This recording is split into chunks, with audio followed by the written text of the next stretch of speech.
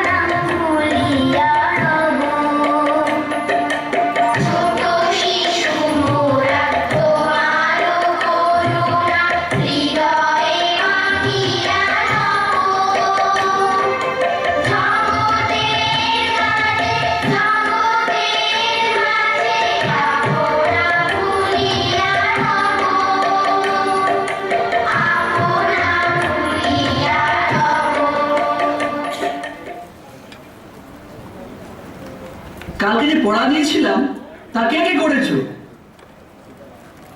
কি হলো, চুপ করে আছো কেন? বলো তো দিন রাত কিভাবে হয়? মানিক, তুমি বলো।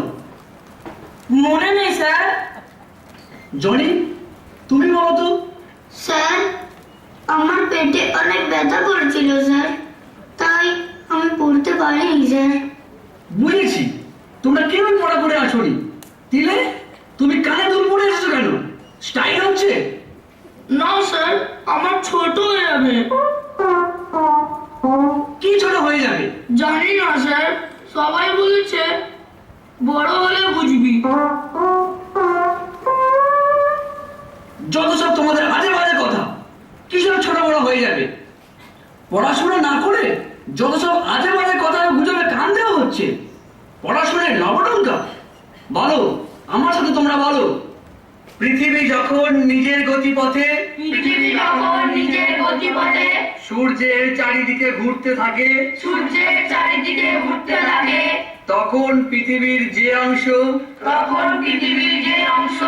সূর্যের সামনে থাকে, তখন হয় দিন। আর তার বিপরীত দিকে হয় রাত। বুঝলে? বোর্ডের দিকে তাকাও সবাই। এই যে দেখছো সূর্য আর এটা পৃথিবী। ধরো মোমবাতি হলো সূর্য আর গ্লোব হলো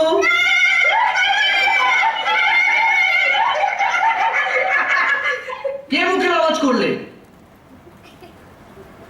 এই গ্লোব হলো পৃথিবী। কে শয়তানি করে?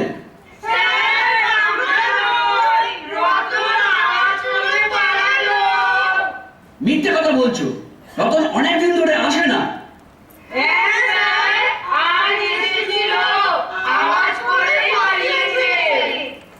কিন্তু তোমরা সবাই হাসলে কেন? আজ আমার মাথা গরম হয়ে গেছে। আজ আর পড়াবো না। আজ সবার ছুটি। বাড়ি যাও। আগে ভদ্র হও, তারপর পড়ালেখা।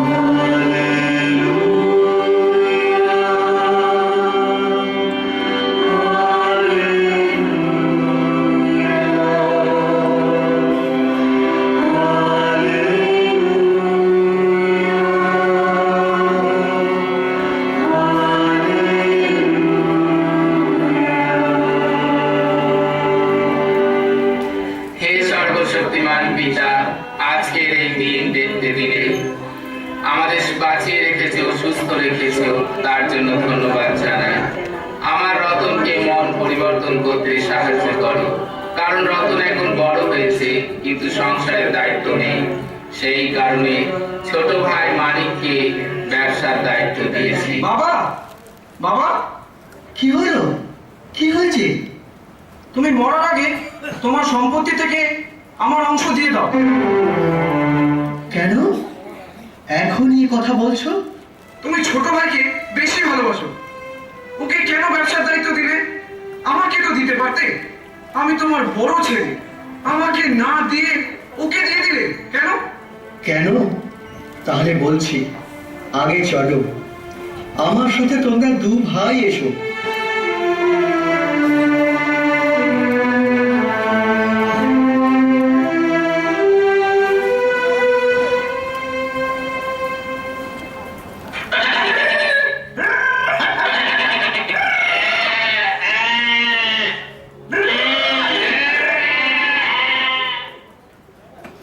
মানিক, তুমি একটু দূরে গিয়ে বসো তো বাবা।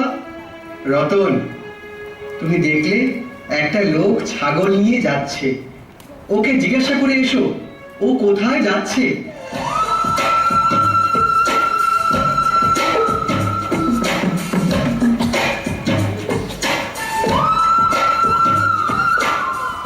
বাবা, ওই ছাগলের মালিক হাটে যাচ্ছে। জিজ্ঞাসা করেছো কি? হাটে গিয়ে ছাগল নিয়ে গোটা বিক্রি করবে না কাটা বিক্রি করবে?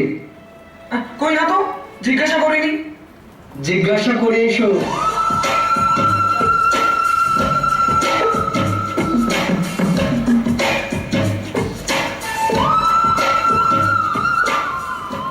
গোটা বিক্রি করবে বাবা। কত করে জিজ্ঞাসা করেছো? না বাবা। জিজ্ঞাসা করে এসো।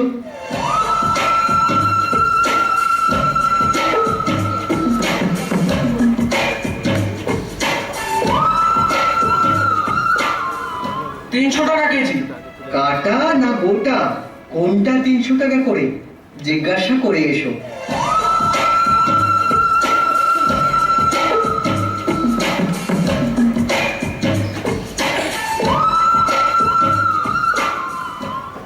টাকা করে গোটা। কাটা মাংস কত করে? জিজ্ঞাসা করে এসো। আমি আর পারবো না, আমি হাঁপিয়ে গেছি। আগে তো এত কিছু বলনি। আমার সাথে তুমি বদমাশি করছো। আমি আর পারবো না। ঠিক আছে, ঠিক আছে, তুমি বসো। মানে মানে এদিকে একবার এসো তো। আসছি বাবা। মানিক, একটু আগে দেখলে এখান থেকে একজন ছাগল নিয়ে যাচ্ছিল, তুমি গিয়ে জিজ্ঞাসা করে এসো যে ও কোথায় যাচ্ছে। ঠিক আছে বাবা, আমি জিজ্ঞাসা করে আসছি।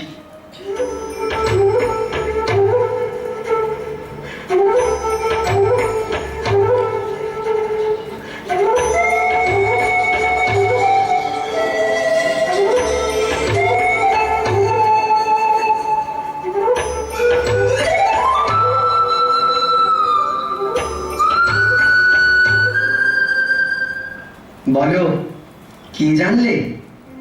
বাবা, ওই লোকটা ধূমকেতুর হাটে যাচ্ছে। গোটা ও কেটে মাংস বিক্রি করবে। গোটা 300 টাকা কেজি ও কাটা 400 টাকা কেজি। আর যদি 50 কেজি মাংস নিই তাহলে কাটা 350 টাকা করে দেবে।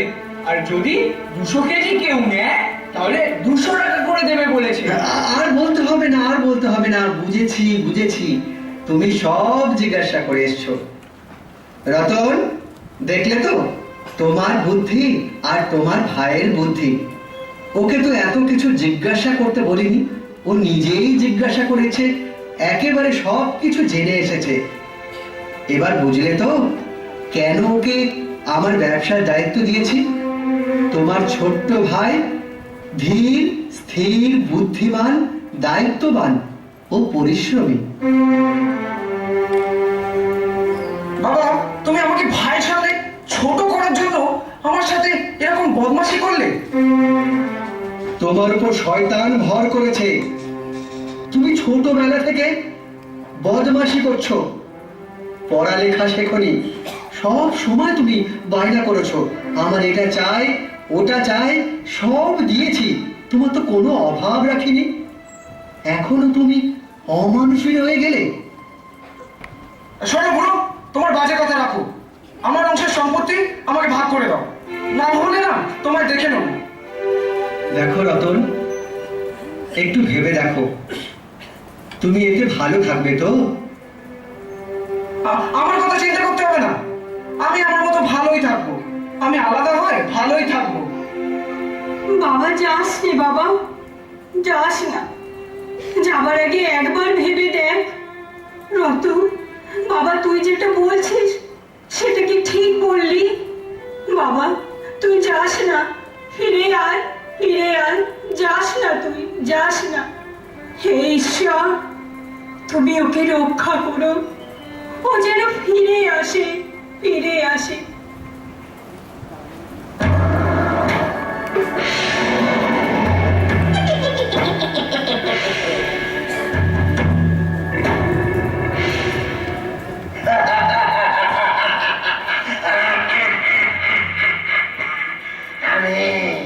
আমি সেই শয়তান, আমি যার ভিতর ঢুকি তার মনে হিংসা, কুবুদ্ধি, ব্যভিচার ঢুকিয়ে দিয়ে তাকে সর্বশান্ত করে ছাড়ি।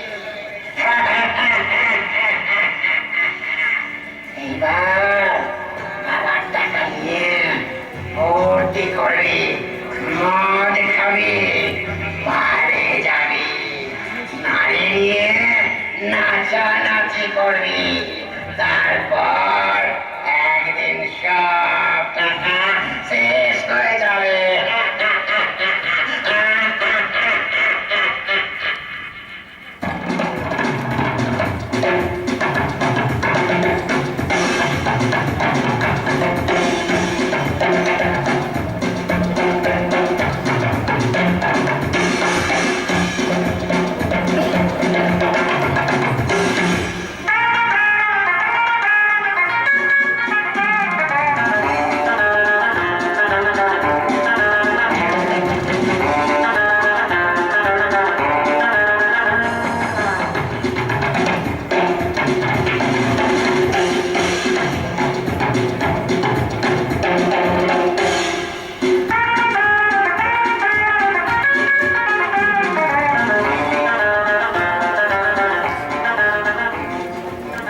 सुंदरी, तू ही मेरे जान है, तू ही दिलरुबा है, तेरे बिना जी नहीं सकता।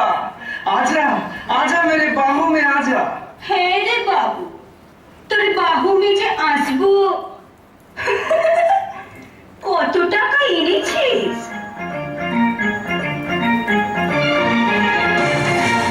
आजा आजा मैं हूँ प्यार तेरा, अल्लाह अल्लाह इनकार तेरा।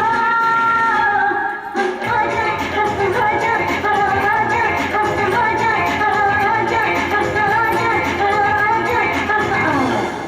आजा आजा, मैं हूँ प्यार तेरा,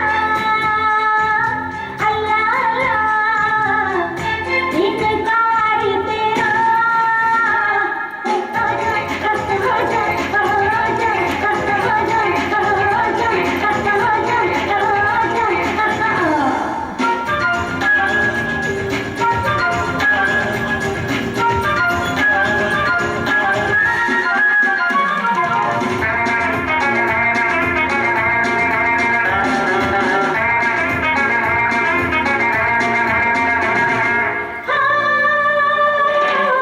मेरा ख्याल तुझे,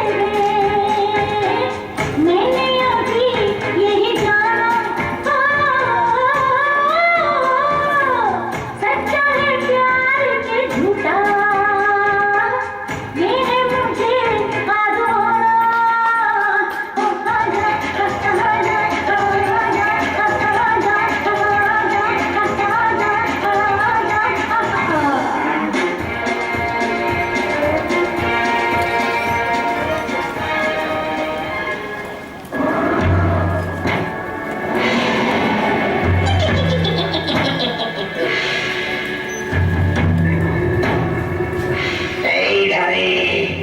এইভাবে রতন রোজ ফুর্তি ভর্তি করতে থাকে। একদিন সব টাকা শেষ হয়ে গেল। এবার এই গাড়ি করে ছেড়েছি। দেখ দেখ এবার কেমন লাগে।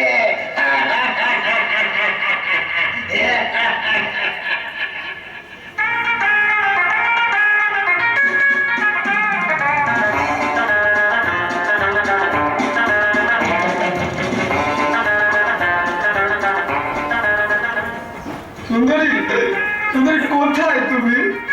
কি হয়েছে কি? এখন আমার সময় নেই, চালাচ্ছিস কেন?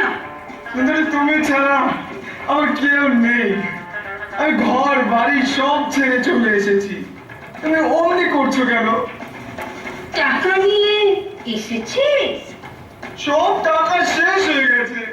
আমার কাছে আর একটা টাকাও নেই। টাকা নেই যখন, তাহলে এখানে মরতে এসেছিস কেন? এখানে আর কোনোদিন আসবি না। বেরো বেরো, এখান থেকে বেরো। ঠিক আছে, হয়তো আর যাব না। আমার এক বন্ধু কালিয়া গ্রামেই থাকে, ওখানেই গিয়ে থাকবো।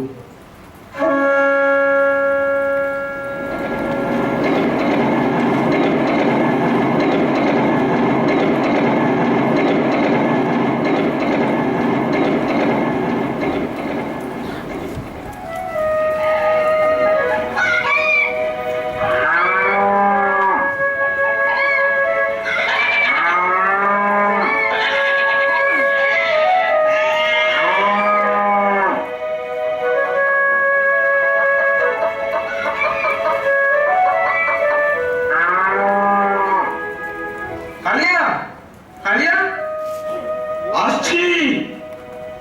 আরে রতন, তুই এখানে? আয় ঘরে আয়, বস। আজ থাকবি তো? আজ থাকবো মানে? এবার থেকে এখানেই থাকবো। তোর কোনো অসুবিধা আছে? থাকার তো কোনো অসুবিধা নেই, কিন্তু খাবি কি? পেট চালানোর মতো একটা ছোট খাটো কাজ দেখে দে। দেখ রতন, এটা তোর শহর নয় যে ভালো কাজ পাবি। আর তুই তো পড়ালেখাও করিসনি যে তোর জন্য ভালো কাজের চেষ্টা করব। তবে একটা কাজ করতে পারিস।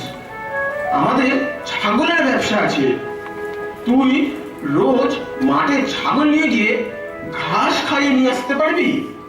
পারলে এখানেই খাওয়া পাবি। হ্যাঁ, ছাগল চড়াতে হবে। ঠিক আছে, চড়াবো।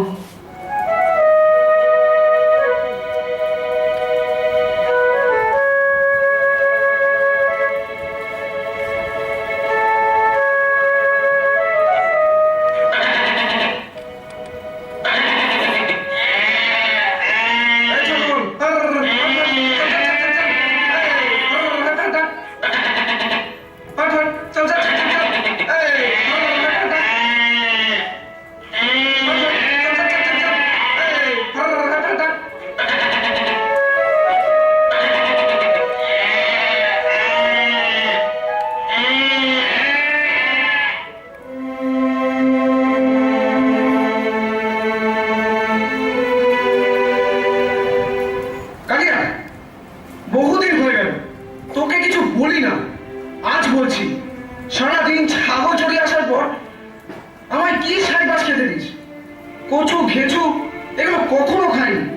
প্রায় দিন আমার জন্য ভাত রুটি কিছুই রাখিস না। আমাকে প্রায় দিন না খেয়ে থাকতে হয়। দেখ, বেশি ফুটানি করিস না।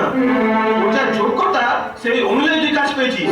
তাও যদি তোর পছন্দ না হয় তাহলে ছেড়ে দে কাজ আর চলে যা এখান থেকে। ঠিক আছে, তাই চলে যাচ্ছি।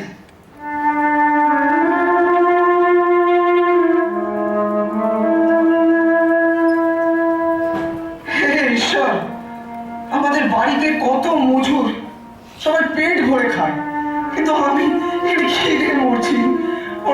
ওর বাবাটা যে ক্ষমা চেয়ে নিয়ে ঘরে মজুর হয়ে থাকবো, তাতে অনেক ভালো থাকবো। ঈশ্বর, ঈশ্বর তুমি আমায় ক্ষমা করো, ক্ষমা করো আমায়।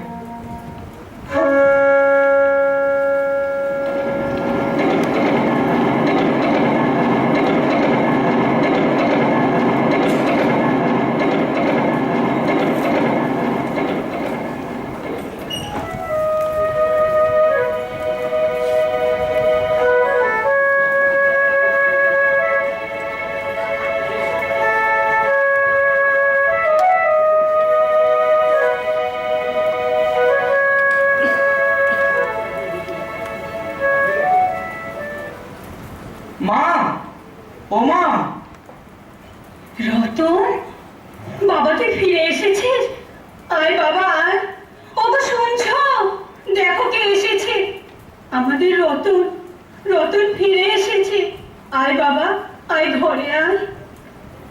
রতন, বাবা রতন, তুই এসছিস? আয় বাবা আয়, আমার বুকে আয়।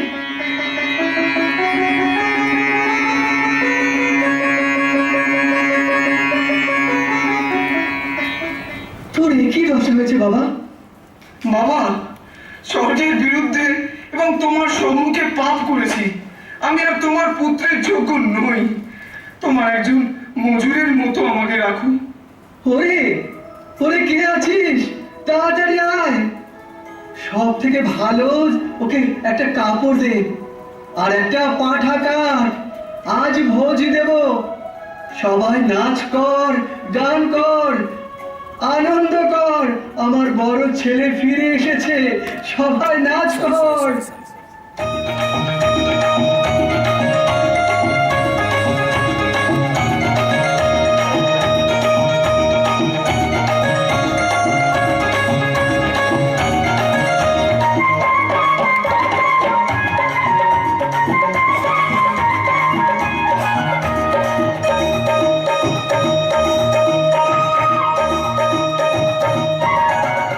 মা, ও মা, বাড়িতে কি হচ্ছে? তোর দাদা ফিরে এসেছে, তাই তোর বাবা এই জন্য একটা পাঠা কেটেছে। কেননা তোর দাদাকে যে সুস্থ পেয়েছে। বাবা, বাবা, তোমার কি মাথা খারাপ হয়ে গেছে? এত বছর আমি তোমার সেবা করছি, আমি এত খাটাখাটনি করে আসছি, কখনো তোমার আজ্ঞাও লঙ্ঘন করিনি। তবু তুমি একটা পাঠাও দাওনি, যাতে আমার বন্ধুদের সাথে আমোদ প্রমোদ করতে পারি। কিন্তু তোমার এই ছেলে তোমাকে অপমান করে সম্পত্তির ভাগ নিয়ে চলে গিয়ে বেশ্যাদের সঙ্গে ফুর্তি করেছে। আর তুমি এখন ওর জন্য পাঠা কেটে ভোজ দিচ্ছ, আনন্দ করছো। দাদাকে এক্ষুনি বাড়ি থেকে তাড়িয়ে দাও, না হলে আমি এই বাড়ি ছেড়ে চলে যাব। মানিক, বাবা এমন কথা বলতে নেই। আজ বছরের প্রথম দিন। মানে একটু শান্ত হও। আমার যা যা আছে সবই তোমার, কিন্তু আমোদ প্রমোদ ও আনন্দ করছি কারণ তোমার দাদা ঘরে এসেছে।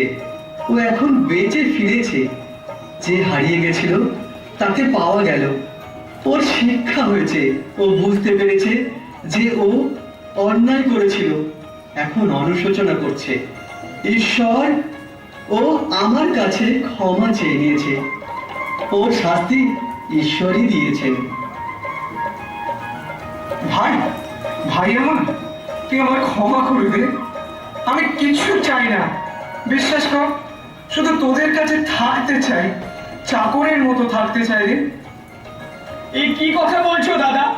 তুমি চাকর হয়ে থাকবে কেন? তুমি তো তোমার ভুল বুঝতে পেরেছো। তুমি তো আমার বড় ভাই। আমার বুকে এসো দাদা।